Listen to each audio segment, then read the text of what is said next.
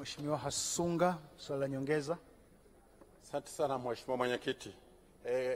Shule ya Hezia, Hasanga, Msia, Ipunga na Kilimampimbi zina upungufu wa walimu wa fizikia na hesabu.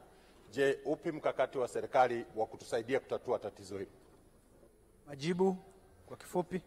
Mheshimiwa Mwenyekiti, naomba nimpe taarifa Mheshimiwa mbunge kwamba katika mwaka wa fedha 2024-2025 serikali imetoa kibali cha kuajiri walimu 15,925 na mpaka wakati huu walimu 13,105 tayari wameshapangiwa vituo vya kazi katika shule mbalimbali kwenye mamlaka zetu za serikali za mitaa.